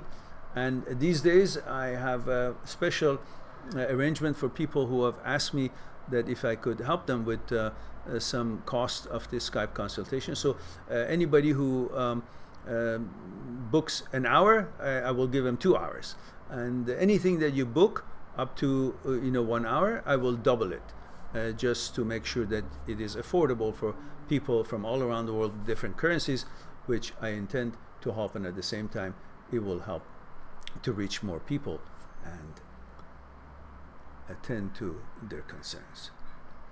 Now, Paul says, Mehran, you can search for after I see, I think you will find it really interesting. Okay, a plan is to connect us to the world. Okay. Craig says, do you drink liqueur, Mehran? I did when I was in university after soccer game or Aikido training, sometimes when we had celebration after a test. So we had, some tequila or some wine. And I remember there was a Japanese wine I used to like and drink with my girlfriend at the time. But it was school time. But we didn't know better, and I never drank overly. I never really got drunk, and it was like when you were in the discos and people were drinking screwdriver, orange juice, and vodka, and I would drink. I didn't want to I didn't like to be drunk. I wanted to dance, and I wanted to be sober, and I wanted to enjoy and be in control of my emotions. So, but we were kids. We wanted to kind of fit in with having something to drink. So I would drink the orange juice and not put the vodka in it. But it looks like a screwdriver. We had the lemon thingy or whatever on it, whatever it was. And I would drink Perrier or something, or stuff like that. I wasn't much of a drinker. I didn't like to drink. If I did, it was in school, but later on it was something to do, but I never liked to be out of control, never liked to be drunk, so it was once in a blue moon type thing anyhow. And later on, when I got older and learned that actually drink is not good, it's poison, your liver got a process to get it out, so I haven't even drank that little bit of taste, so to speak, for God knows, I don't know, over about 30 years now, maybe 20, I don't know, more than about 30 years. I remember when I was in Germany, I went to a disco and I drank lots of alt beer. They were just short in disco. I had 11 of them that night, but didn't feel a thing. Neither got drunk nor the next day I had a headache. It's a very good quality beer, and it was local beer, alt beer, lots of vitamins and all that. And I guess I sweated it all out with dancing. So that's the extent of my drinking, but I don't like to drink. I don't enjoy alcohol. My father always enjoyed 1 glass of wine or 1 glass of beer, just one, with his dinner. And he always said, when are you going to be normal, Mehran, and drink a glass of wine with your dad? I said, I used to say, I love to dad, but I just don't enjoy it, just like I'm high when I'm sober. So, and my dad has passed away, and may God rest his soul. I loved him so much. And so now, I hope that answered your question. Philly says, hi Mehran, Phil from UK. Just taking a break, guys. Click on the like and make sure that everybody does that before we forget. And you guys still see me, even though I don't see myself here? You guys still see me? That's for sure. Okay, as long as you guys see me. Phil says, hi Mehran, Phil from UK again. Currently sat in a hot, relaxing bath. Okay, with an icy cold beer. An avid tea drinker.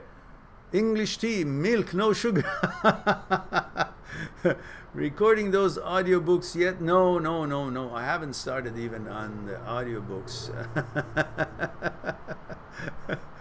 Okay, now, Jen says, Mehran, I'm just curious, by the way, what have you studied before? You must be a professor in psychology. Are you like Einstein, but about relationship and personal development? No, actually, you'll be amazed that my education is not in psychology. I'm not a doctor. I don't have any PhD. I finished my education in university in business administration. I have, however, studied and practiced in Aikido martial art, Japanese martial art, which heavy emphasis on mind and body coordination and meditation and understanding the relationship between our mind and our body and the energy of the universe and our energy. And so I shared that training with lots of my students over the years, and I always loved that whole concept of understanding energy of the universe and ki and meditation and the power of mind and so on and so forth. And in fact, I did a seminar in a local university just a couple of years ago called The End of Fear. You can reach it on my channel. It's free. It used to be for sale on my site, but it's free. And you can see that it's 50 minutes, and you will see some amazing, interesting things that is actually based on the Aikido training in there. Talks about power of mind. And it's probably the most unique way that anybody ever addressed the concept of fear and the end of fear and the relationship with thought and fear and so on, which I think it was done good in that seminar that I was invited to do. And there's some short version of it, 5 minutes or 12 minutes, with somebody's trying to lift me up. But I suggest you guys see the whole thing because it has the concept and not just the teaser to encourage people to see the rest of it. And also then later on in my life, through my experiences and life challenges and opportunities. So of course I gained more experience and learned and wrote things down and you know, pondered on things. I always like to do that. And then 6 years ago I was helping someone from Germany with his situation and his wife's and children. And after he felt better, after our discussions for a month or so, I didn't hear from him. And then later on I received an email from him. He says, I just wanted to say thank you and give you a gift. And the gift was a link. The link took me back to this master which was teaching this sort of stuff 100 years ago, more than 100 years ago.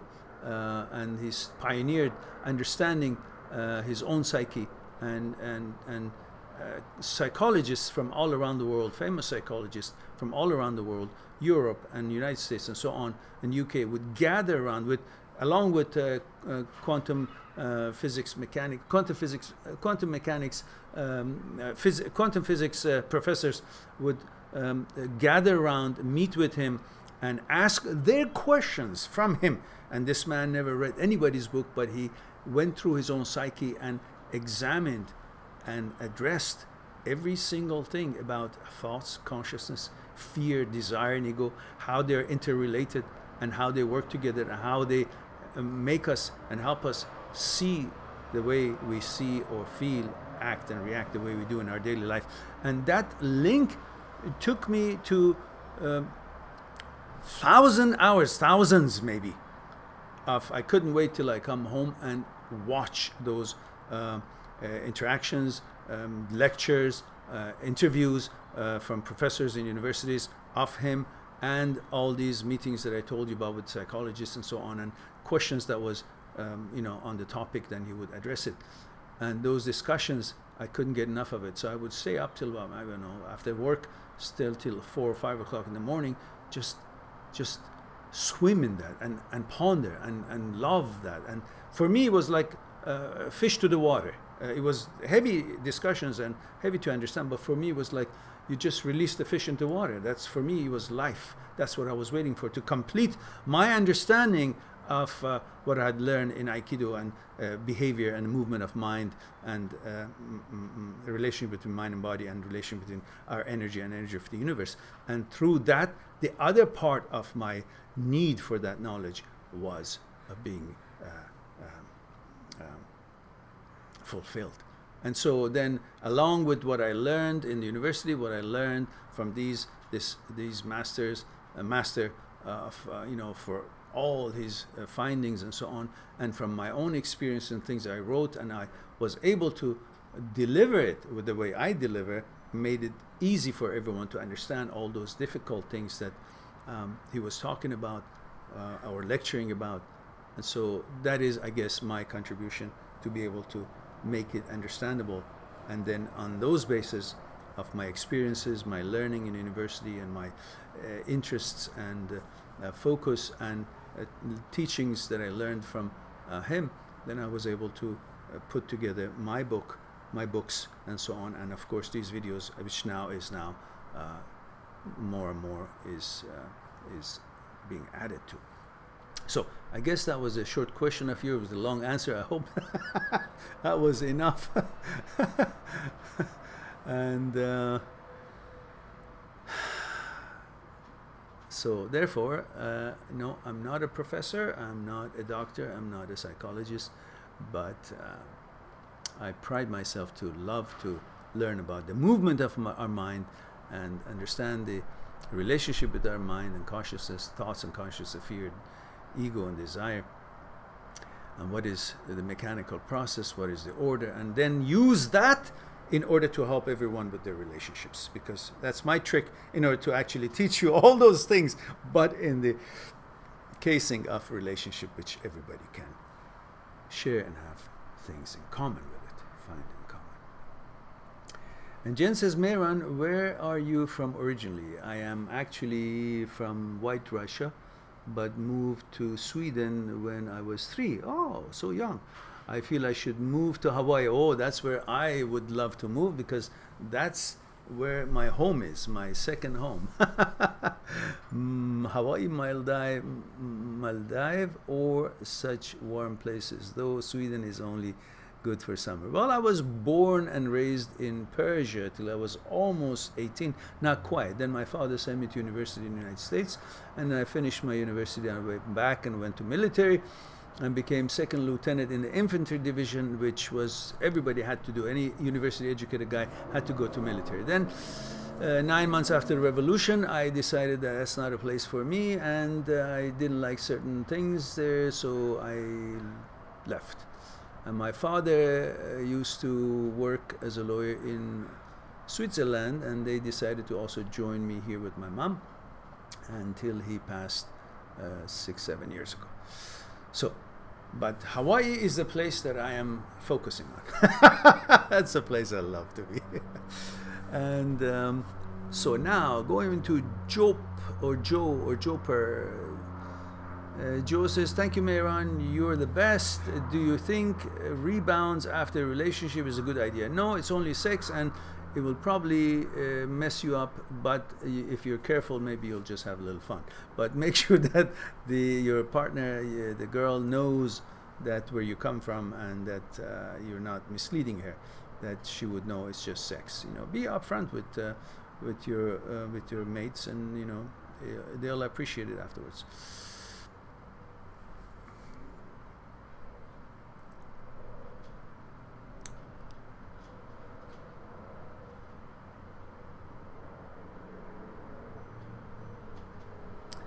And Phyllis says, where in the world are you, Mehran? California? No, Philly, I'm in Vancouver, British Columbia, in Canada. Jen says, how old are you, Mehran? I hope you live to be 200. I hope so too. I hope so too. You are so wise and kind. Your light really shines through humor and light-hearted that lifts our spirits. Big thanks. Sorry, I have to go sleep soon. Okay, dear, go sleep and enjoy yourself. I am at the age of 62, and I hope to be 52 next year. And so on. Perhaps that could happen if I move to Hawaii. At least see more of it, and I will go backward. Good night, dear, and thanks for being with us here, and we will hope to see you again soon. And Flancorp says, how can you tell if a girl likes you? Ask her. do you like me? And if she actually, you know, a simple thing, laughs at your jokes, and she's cordial, kind, and friendly, and she always finds time to spend time with you or talk with you, or, you know, she's not in a hurry to leave after a tea date or lunch date or whatnot, then these are good hints as well.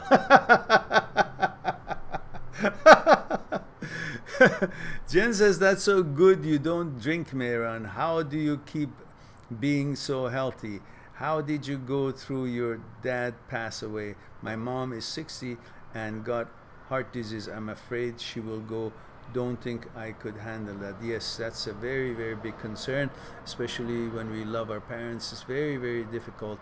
Yes, that is a concern that all of us have. I have a video that I made it specifically for this gentleman who at the time was about 70 years old, 69 years old. He was a lawyer in United States, and I hope he's healthy and well. And we had lots of chats, and he had lost his mother and he wasn't feeling good. So I made a video for him. It says death in the family. I think the title has something to do with death in the family. So if you search it for death in the family, the word, that should come, and you can maybe watch that if whenever that was needed for.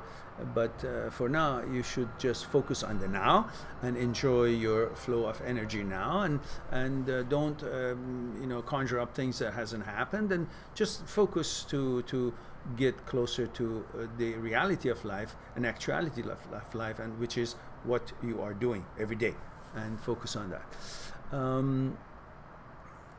And Jen says, that's great.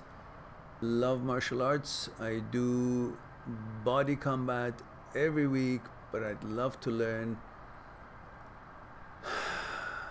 I see. Qigong. Qigong is something. Why I believe in those energies too. We get strong body and mind when exercising. This day I did boxing, shape 2 hours. Ah, good. Good. Yes. I taught Aikido for God knows how long. 35 years. I had the dojo for hobby on weekends in addition to my work. So I, you know, connected with people that way and shared the art. And Joy says, hello Mehran. Hello Joy. And Jen says, Mehran, good to see you in Hawaii. Good, see you in Hawaii then. Okay, maybe in a few years. Can you please post the link of the book for $15? I can't find it on the site. When you go on the site and click on any of them, it will take you to a page where the choices are there. So just click on any of them, any of the ebooks, and then when it takes you to the next page, you still have time to get out. It's not like when you click you have to buy, because it has the process. So when you go on that, then you will see the PayPal tells you that if you buy this and this is this much, this and this is this much, and then you will choose the right one there. So there's no link really. It's just click on it and it will show you your options.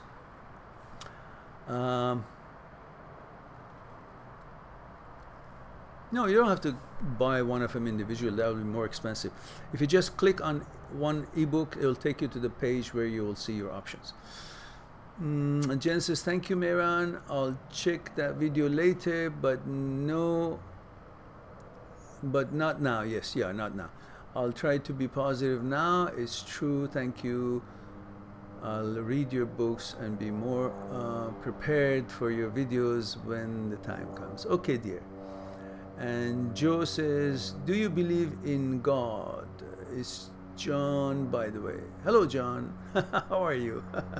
Well, you know, people have different understanding or definition for God. If you mean God with the idea of somebody out there organized and sitting looking at us and you know, judging us every time and so on and so forth, no, there is no such thing. But if you mean God being the universe itself, the organization, the energy that runs through us from one end of the universe, makes and helps things to grow and develop, and has to do with how our livelihood, the energy that makes us being alive, and everything to go through the rhythm from the ocean to the trees and to the worms and to us and other beings in this world. Well, yeah, that is the universal love, a universal energy, universal organization, and that is what one could make any kind of name. Some people call it God, some people call it nature, some people call it universe, some people call it life, and everything else. So I guess that would be the shortest way to answer that question. And Paul says, okay, Paul's not talking to me. Okay, good, you found it, all right. Jen. Okay, guys, it seems to me that I actually, we're caught up. Well, now that we caught up and answered all the questions, I thank you very much for being here, guys. Don't forget to push the like if you haven't yet, and share the videos that you like on the video channel, and also like every video that you like as well.